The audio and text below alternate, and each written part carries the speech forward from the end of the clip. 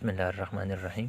Students, आपको याद होगा कि हमने chapter number 15 AC circuits start किया था और उसमें लेक्चर 2 हो चुका था, जिसके अंदर हमने कुछ एक इम्पॉर्टेंट टर्मिनोलॉजीज़ जैसे कि फेज़ डिफरेंस, फेज़र डायग्राम वगैरह देखी थी।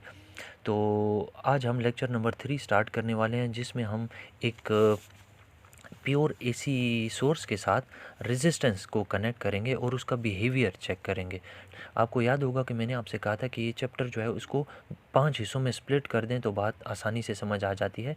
तो ये उस सिलसिले का दूसरा हिस्सा शुरू हो चुका है, जिसमें मैं एक प्योर सर्किट एलिमेंट को एसी सोर्स के साथ कनेक्ट कर रहा हूँ और उसका बिहेवियर चेक कर रहा हूँ। बिहेवियर चेक करने से मुराद है कि करंट कैसा होता है, वोल्टेज कैसी होती है, पावर डिलीवर होती है या नहीं होती, कब ज़्यादा होती है, कम कम होती है, फेज़र डायग्राम कैसी होगी।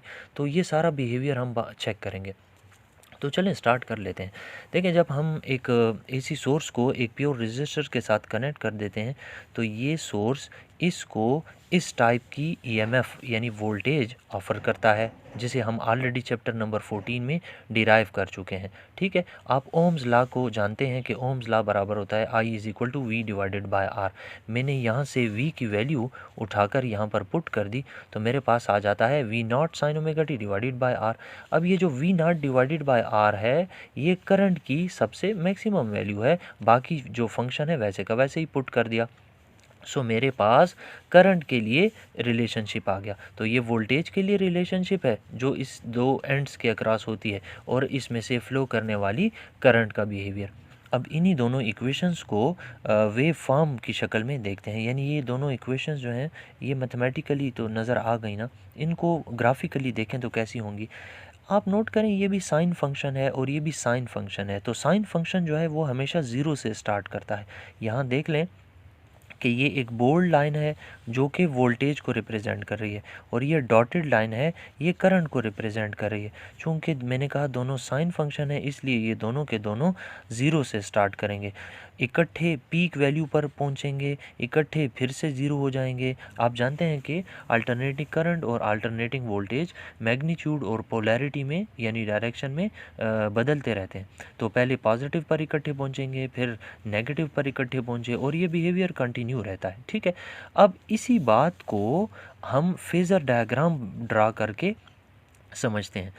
देखें, ये ज़ीरो से स्टार्ट जब करेगा ना तो हम अपने वेक्टर को पॉजिटिव एक्स एक्सिस से ड्रा करेंगे। यहाँ देख लें, ये वोल्टेज के लिए मैंने फेज़र प्लाट किया है। वोल्टेज की जो पीक वैल्यू थी उसके लिए मैंने एक सूटेबल सपोज़ कर लें कि स्केल चुना और उसके मुताबिक मैंने लाइन ड्रा कर ली। तो ये वोल्टेज का फेज़र है। ये एक्स एक्सिस के साथ देखें तो पैरेलल है। क्यों? क्योंकि यहाँ पर हमारी वोल्टेज ज़ीरो से स्टार्ट कर रही है। जब जब हमारी वोल्टेज या करंट ज़ीरो से स्टार्ट करेंगे, हम उनके फेज़र को पॉजिटिव एक्स एक्सिस से स्टार्ट करेंगे। तो एक तरीका तो ये पार्ट, इसको मैंने ए और इसको मैंने बी से रिप्रेजेंट किया है। तो एक तरीका तो ये है कि आप इसको यूं प्लाट कर दें। देखें, ये डॉटेड वाला करंट का फेज़र और ये बोल्ड लाइन जो है ये वोल्टेज का फेज़र है। ठीक है, और दूसरा तरीका ये भी हो सकता है। ठीक, ये और ये दोनों एक जैसे हैं। आपको याद होगा कि मैंने आपसे कहा था कि कुछ क्वांटिटीज़ स्केलर होती हैं लेकिन उनको वेक्टर ट्रीट करने से हमें कुछ बातें बड़ी आसानी से समझ आती हैं। देखें, यहाँ ग्राफ में देखकर अगर मैं आपसे कहूँ कि बताएं कि करंट और वोल्टेज के दरमियान कितना फेज़ डिफरेंस है, तो मे बी कि आप ना बता सकें।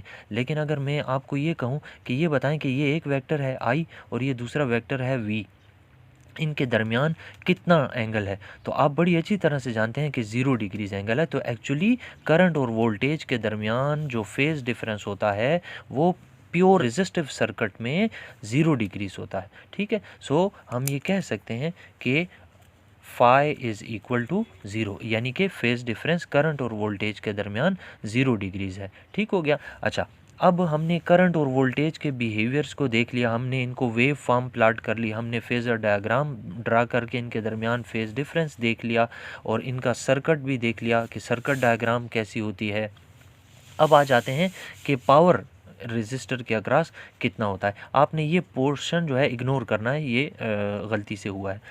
अच्छा, पावर हम जानते हैं कि बराबर होता है कि करंट और वोल्टेज के प्रोडक्ट के। अब चूंकि करंट वेरी कर रही है, वोल्टेज वेरी कर रही है, सो हमें एवरेज लेना पड़ता है। एवरेज वैल्यू जो है वो करंट और वोल्टेज की यहाँ पर इक्वेशन नंबर 1 और 2 से करंट और वोल्टेज की वैल्यूज़ मैंने यहाँ पर पुट कर दी, तो मेरे पास कुछ इस तरह से आ जाता है। आई नॉट वी नॉट कॉन्स्टेंट्स हैं, इनको हम इस एवरेज के निशान से बाहर रख लेंगे। साइन साइन साइन स्क्वायर हो जाएगा। आपको उस दिन भी बता चुका हूँ कि साइन स्क्वायर की वैल्यू फॉर वन साइकिल वो 1/2 के बराबर होती है। ठीक है, तो ये मैंने साइन स्क्वायर ओमेगा टी की जगह 1/2 पुट कर दिया। सो 2 को मैं यूँ भी लिख सकता हूँ, 2 multiplied by 2 under the root. So ये मैंने उस शक्ल में लिखा। इससे फ़ायदा ये होगा कि ये I naught divided by under the root 2 I R M S बन जाएगा और V naught divided by under the root 2 V R M S के बराबर होगा। लिहाजा पावर यानी कि प्योर रेजिस्टिव सर्किट में जो एवरेज पावर है वो बराबर होती है करंट और वोल्टेज की आरएमएस वैल्यूज़ के प्रोडक्ट के। अब आ जाएं इनकी ज़रा ग्राफिकली भी इसको देखते हैं। देखें, ये बोल्ड लाइन मैंने वोल्टेज के लिए ड्रा की है, ये डॉटेड लाइन मैंने करंट के लिए ड्रा की है, और करंट और वोल्टेज जब मल्टीप्लाई होते हैं तो ये पावर आता है। तो ये जो आप लाइन देख रहे हैं ये पावर के लिए है, ठीक है। और ये साइड क्यों, इस तरफ पावर क्यों नहीं है? एक्चुअली देखें, ये इस साइड पर करंट की वैल्यू भी नेगेटिव है, वोल्टेज की वैल्यू भी नेगेटिव है, माइनस माइनस प्लस होता है, सो पावर पॉजिटिव होगी। ठीक है, करंट और वोल्टेज दोनों नेगेटिव हैं तो पावर पॉजिटिव होगी। अब पॉजिटिव पावर से मुराद है कि जो एनर्जी है या पावर है वो सोर्स से, जो लोड है, ये सोर्स है ये लोड है, तो सोर्स से लोड की तरफ पावर जाए तो हम उस पावर को पॉजिटिव कंसिडर करते हैं। ठीक है, तो रेजिस्टिव सर्किट के केस में पावर हमेशा पॉजिटिव होती है और ये उसका ग्राफिकल बिहेवियर। चलें नेक्स्ट देख लेते हैं, जब जिसके अंदर हम एक प्योर इंडक्टर को एसी सोर्स के साथ कनेक्ट करेंगे। तो ये है एसी सोर्स जिसके साथ मैंने एक प्योर इंडक्टर जिसकी सेल्फ इंडक्टेंस को एल से रिप्रेजेंट किया है, मैंने कनेक्ट कर दिया। जो सोर्स है ये इसको जो करंट ऑफर करेगा वो इस इक्वेशन के ज़रिए हम एक्सप्लेन कर सकते हैं, I = I not sine omega T. अब इस करंट के फ्लो करने से यहाँ मैग्नेटिक फील्ड जनरेट होगा, वो चूँकि करंट चेंजिंग करंट है सो मैग्नेटिक फील्ड भी चेंज होता रहेगा, जिसकी वजह से इस कॉइल के अंदर सेल्फ इंड्यूस्ड ईएमएफ पैदा होगी, जो आपको चैप्टर नंबर 14 में पढ़ाई जा चुकी है। ऊपर आई बटन में देखें तो चैप्टर 14 आ रहा है, एंड स्क्रीन पर भी मैं दे दूँगा, आप उसको टच करके चैप्टर 14 देख सकते हैं अगर आपने नहीं देखा तो सेल्फ इंड्यूस्ड ईएमएफ का फार्मूला हमारे पास यहाँ पर मौजूद है। मैंने आई की वैल्यू यहाँ पुट की, तो ये देखें I not sine omega T, बाकी जैसा जो कुछ था वैसे ही लिख दिया। अब I नॉट कांस्टेंट है, इसको आप बाहर निकाल कर रख देंगे तो I नॉट एल साइड पर हो गया, मेरे पास delta by delta T of sine omega T. अगर आप मेडिकल के स्टूडेंट्स हैं तो याद रखें कि delta by delta T of sine omega T बराबर होता है ओमेगा कॉस ओमेगा टी। ये मैथ्स का एक फार्मूला है। और अगर आप प्री इंजीनियरिंग के स्टूडेंट्स हैं तो याद रखिए ये डेरिवेटिव है, ये साइन फंक्शन है, ये टाइम डिपेंडेंट है। सो जब आप डेरिवेटिव लेंगे तो आपका साइन जो है वो कॉस देगा, और विदाउट साइन फंक्शन जब दोबारा डिफरेंशिएट करेंगे तो टाइम जो है ये ख़त्म हो जाएगा, ओमेगा आपके पास कांस्टेंट है वो साइड पर बच जाएगा। सो मैंने मेडिकल और इंजीनियरिंग दोनों के लिए एक्सप्लेन कर दिया। तो बार कैफ इन दोनों इस फंक्शन की जगह ये लगा दिया कॉस ओमेगा टी, और ये जो आपको यहाँ पर नज़र आ रहा है I नॉट एल ओमेगा, इस सब को हटाकर इसकी जगह एक ही मैंने V नॉट पुट कर दिया। ठीक है, और इसको इक्वेशन नंबर 3 से रिप्रेजेंट कर दिया। तो जब ये मैं इन तीनों की जगह V नॉट पुट करूँगा तो ये इक्वेशन कुछ इस तरह से नज़र आएगी। तो ये है मेरी वोल्टेज की इक्वेशन, जबकि इक्वेशन नंबर 1 को देखें तो ये है मेरी करंट की इक्वेशन। वहाँ पर साइन ओमेगा टी है, यहाँ काज ओमेगा टी है। स्टूडेंट्स आपने ये भूलना नहीं है कि क्योंकि मैं आगे इसको पुट करने वाला हूँ। इक्वेशन नंबर 1 में साइन है, इक्वेशन नंबर 4 में कॉज है। ठीक, अच्छा मैं यहाँ पर एक चीज़ और भी ऐड कर दूँ कि ये जो I naught L omega is equal to V naught put किया है, इसमें I नॉट को डिवाइड करके उस साइड पर ले जाऊँ तो ये आ गया। अब आप जानते हो कि ये V वोल्टेज है, I करंट है। ठीक है, वोल्टेज और करंट को डिवाइड करें तो रेजिस्टेंस आती है, लेकिन मैंने इसको R से रिप्रेजेंट नहीं किया बल्कि एक और नया सिंबल दिया है जिसको कहते हैं रिएक्टेंस ऑफ इंडक्टर, ये L जो है इंडक्टर को रिप्रेजेंट कर रहा है और X सिंबल है रिएक्टेंस का। अब ये रिएक्टेंस क्या होती है और ये किन फैक्टर्स पे डिपेंड करती है, पहले ज़रा ये बात सुन लें। देखें, जिस तरह एक प्योर रेजिस्टर अपोजिशन ऑफर करता है to the flow of the charges, ये मटेरियल की प्रॉपर्टी है, ये लेंथ पर डिपेंड करता है, ये एरिया पर डिपेंड करता है। लेकिन यहाँ पर जो ये रेजिस्टेंस है जिसे मैंने XL से रिप्रेजेंट किया है, ये एक्चुअली फ्रीक्वेंसी और इंडक्टेंस पे डिपेंड करता है। देखें, ओमेगा जो है वो एंगुलर फ्रीक्वेंसी है, ओमेगा की जगह 2πf लिख लें तो आपको ये नज़र आना शुरू हो जाएगा कि ये फ्रीक्वेंसी F के ऊपर और सेल्फ इंडक्टेंस L के ऊपर डिपेंड कर रही है। कौन? ये रिएक्टेंस। ये रिएक्टेंस क्या है? ये बेसिकली इंडक्टर जो रेजिस्टेंस ऑफर करता है, जो अपोजिशन ऑफर करता है करंट को, तो उसको कहते हैं रिएक्टेंस ऑफ इंडक्टर। ये किन फैक्टर्स पे डिपेंड करती है, ये आपके सामने लिखे हैं। इसका दूसरा नाम इंडक्टिव रिएक्टेंस भी है, ठीक है, इंडक्टिव रिएक्टेंस। इसके ऊपर बात करते हैं, पहले मैं अपने टॉपिक को कंटिन्यू करता हूँ। अच्छा, याद रखिएगा स्टूडेंट्स के cos ओमेगा टी जो है, यानी इक्वेशन नंबर 4 के अंदर जो आपको नज़र आ रहा है, इसको मैं यूँ भी लिख सकता हूँ sin omega T plus phi, यानी cos की जगह sin लिखा तो साथ ओमेगा टी के साथ प्लस 90 लगाना पड़ेगा। इसका प्रूफ आप देखना चाहें तो ये है। देखें, आपने मैथ्स में sine alpha plus beta formula तो पढ़ा होगा, तो वो ही इस वक्त आपके सामने नज़र आ रहा है। ये अल्फ़ा है, ये बीटा है, तो साइन अल्फ़ा प्लस बीटा का फार्मूला है sine alpha cos beta plus cos alpha sine beta. अब याद रखिएगा कि यहाँ cos 90 जो है सिफ़र होता है, तो पहली टर्म पूरी की पूरी सिफ़र हो जाएगी, जबकि sin 90 की जगह यहाँ पर देखें 1 लगा हुआ है और cos ओमेगा टी वैसे का वैसे ही लिखा हुआ है। ये 0 जो है एडिटिव आइडेंटिटी है, ये इसके साथ ऐड होता है तो यही मुझे वापस मिल जाता है। तो देखें, मैंने sin ओमेगा टी प्लस 90 से शुरू किया और मेरे पास cos ओमेगा टी आ गया। इससे साबित होता है कि मैं cos ओमेगा टी को sin ओमेगा टी प्लस 90 लिख सकता हूँ। अब सवाल ये है कि मैंने ऐसा क्यों लिखा है। देखें, अगर आप इक्वेशन नंबर 5 को देखें और इक्वेशन नंबर 1 को देखें, तो इन दोनों के अंदर आपको नज़र आ रहा है इंस्टेंटेनियस वैल्यू ऑफ करंट, ये इंस्टेंटेनियस वैल्यू ऑफ वोल्टेज, ये मैक्सिमम वैल्यू ऑफ करंट, ये मैक्सिमम वैल्यू ऑफ वोल्टेज, ये साइन फंक्शन, ये साइन फंक्शन, ये ओमेगा टी, ये ओमेगा टी। लेकिन यहाँ एक इजाफी टर्म लगी हुई है 90, और इसके साथ देखें प्लस साइन का मतलब है कि वोल्टेज कहीं आगे आगे चल रही है। दरअसल मैं ये समझाना चाह रहा हूँ कि अगर हम इक्वेशन नंबर 1 और इक्वेशन नंबर 5 को कंपेयर करें तो हम इस नतीजे पर पहुँचते हैं कि वोल्टेज जो है बाय 90 डिग्रीज़ आगे आगे जा रही है, ठीक है।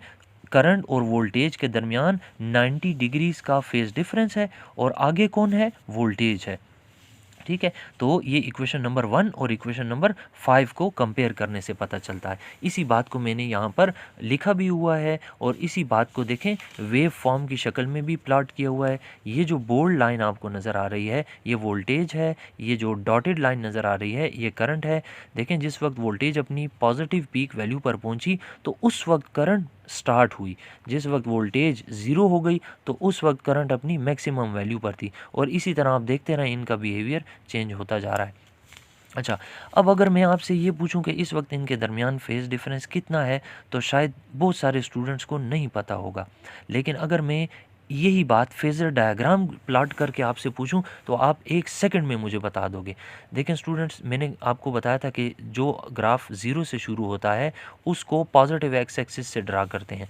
ये देख लें, मैंने यहाँ पर वोल्टेज जो है ना, ये वोल्टेज है ना फॉर इंडक्टर, तो मैंने इसको पॉजिटिव एक्स एक्सिस से स्टार्ट किया है, और ये जो करंट है इसको अगर मैं कंटिन्यू करूँ ना यूँ, तो ये देखें ये अभी इस वक्त नेगेटिव है, ठीक है, ये इस वक्त अपनी नेगेटिव वैल्यू से गुजर रही है।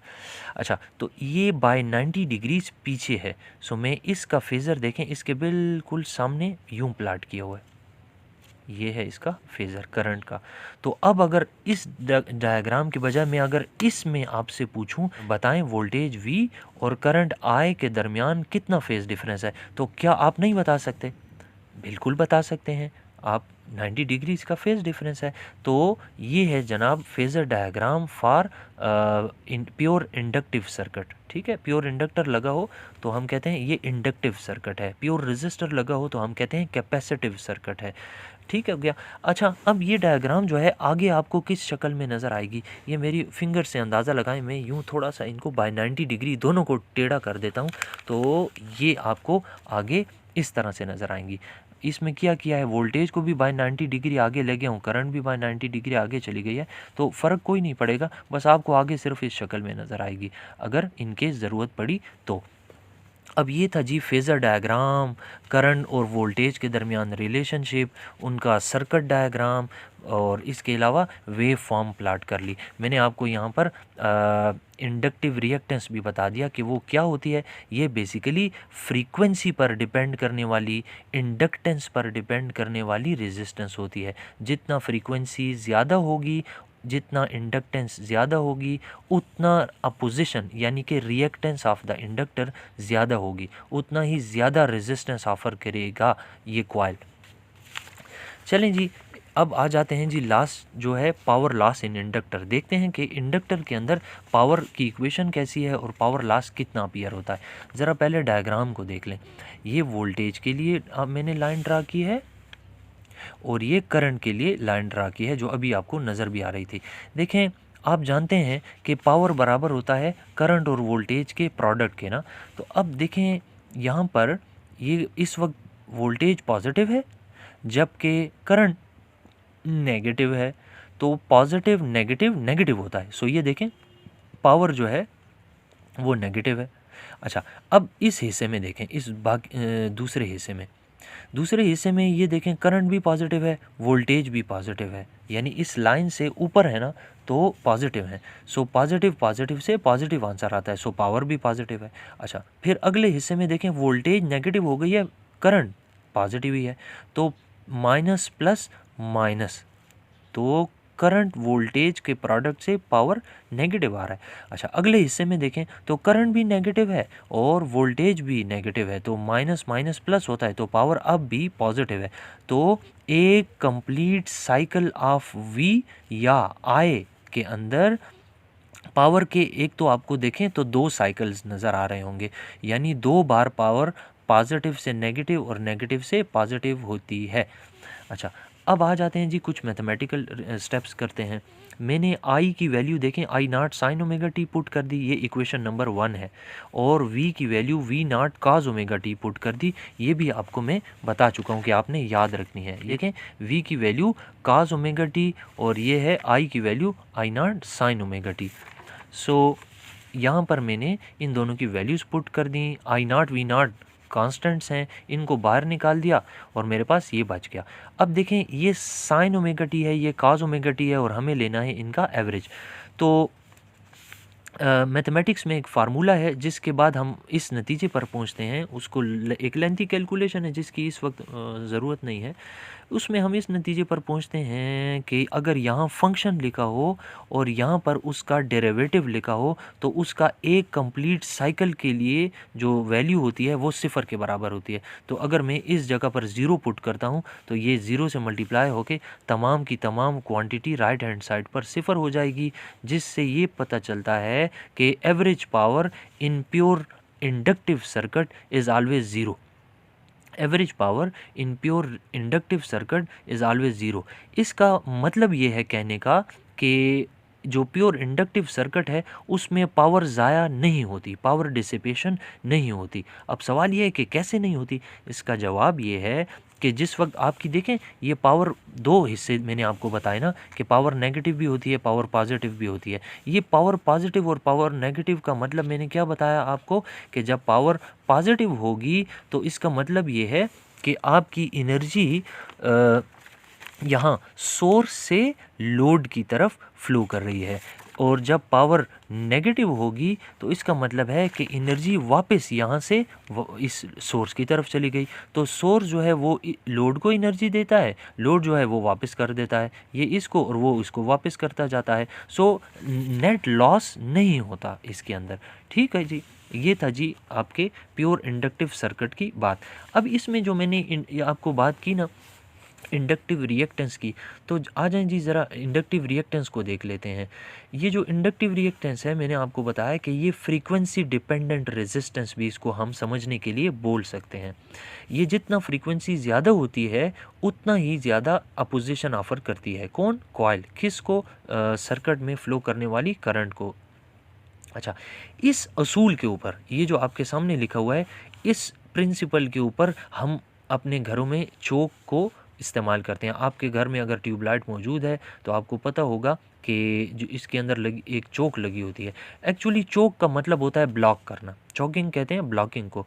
तो चोक हमारे किस काम आती है जी? एक ख़ास फ्रीक्वेंसी से ज़्यादा बड़े सिग्नल को, ज़्यादा फ्रीक्वेंसी वाले सिग्नल को ब्लॉक करने के लिए लगी होती है। इसका काम एक तरह का सिक्योरिटी गार्ड जैसा है। ये सिक्योरिटी के चेक के लिए बैठी होती है। जूँ ही करंट एक ख़ास फ्रीक्वेंसी से बढ़ी तो ये फ़ौरन उसको ब्लॉक कर देगा। अच्छा, दूसरी चीज़ ये कि हमारे पास आरएफसी, एएफसी नाम की चोक्स अगर हैं तो उनका पर्पस जो है वो क्या होता है? देखिए, आरएफसी का मतलब होता है रेडियो फ्रीक्वेंसी चोक। तो अगर आपको रेडियो फ्रीक्वेंसी आप चाहते हैं कि आपको ना मिले तो आप एक ऐसी चोक लगाएँगे जो रेडियो फ्रीक्वेंसी सिग्नल्स को ब्लॉक कर दे। तो उस चोक को कहते हैं आरएफसी, यानी रेडियो फ्रीक्वेंसी चोक। और इसी तरह अगर आप चाहते हैं कि आपको ऑडियो फ्रीक्वेंसी के सिग्नल्स ना मिलें तो आप एएफसी यानी ऑडियो फ्रीक्वेंसी चोक लगा देंगे सर्किट में, तो आपको ऑडियो फ्रीक्वेंसी सिग्नल नहीं मिलेगा। तो ये था जी प्योर इंडक्टिव सर्किट, उसके पावर करंट की इक्वेशन, वेव फॉर्म्स, इसके अलावा उसकी इंडक्टिव रिएक्टेंस। और हम इंशाल्लाह स्टूडेंट्स नेक्स्ट टॉपिक के अंदर प्योर कैपेसिटर को एक एसी सोर्स के साथ कनेक्ट करेंगे और उसका बिहेवियर भी इसी तरह तरतीब से देखते रहेंगे। तो चले मिलते हैं नेक्स्ट वीडियो में। खुदा हाफिज़।